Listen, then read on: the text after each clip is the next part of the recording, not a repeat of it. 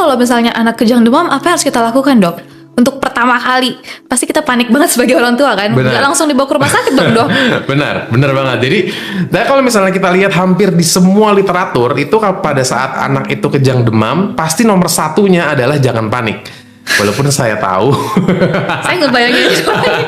Iya, tapi memang di semua itu dia nomor satu adalah jangan panik. Ya. Nomor dua, kalau bisa ya di videoin. Buat apa? Itu akan sangat penting buat kami dokter pada saat ngelihat tipe kejangnya seperti apa. Oh, banyak tipenya? Tipenya cukup banyak dan itu cukup banyak membantu buat kita menegakkan diagnosis dan akhirnya kita menerapi. Walaupun ya kalaupun enggak ya tetap kita juga bisa, tapi itu akan amat sangat banyak membantu.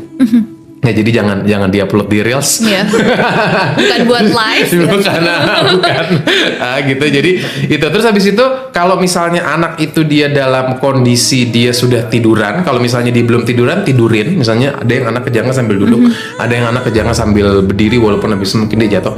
Tapi kalau misalnya itu usahakan dia tiduran.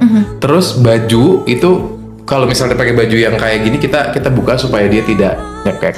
Okay. Terus kalau misalnya beberapa kondisi terjadi pada saat anak itu lagi makan, di tengah-tengah makan, jadi mulutnya masih banyak makanan, itu kita buka abis itu kita keluarin makanannya karena kita nggak mau dia tersedak. Oke? Abis itu miringin, abis itu kita diem aja.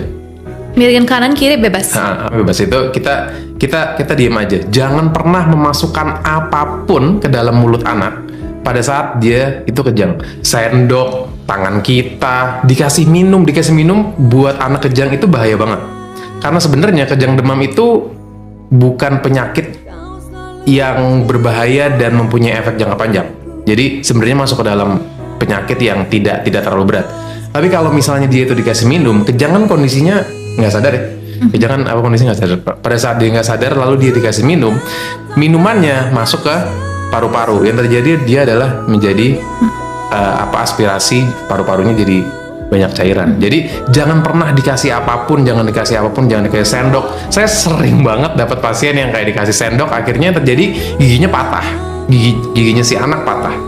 Gitu padahal nggak ada bener-bener nggak ada gunanya. Nah, lalu kita tunggu maksimal itu 5 menit karena biasanya kejang demam itu akan berlangsung kurang dari 5 menit. Nah, setelah itu kalau misalnya setelah dia 5 menit lalu habis itu kita lihat keadaan anaknya. Harusnya kalau misalnya kejang demam setelah itu dia akan sadar. Entah dia nangis, entah dia kebingungan kayak, kenapa nih kok orang-orang pada heboh banget nih ngeliatin aku, ngerubungin aku gitu. Okay. Gitu. Kalau misalnya dia lebih dari 5 menit langsung buru-buru bawa ke dokter. Kalaupun dia tidak sampai 5 menit bisa tetap bawa ke dokter tapi urgensinya tidak terlalu tinggi. Oke. Gitu.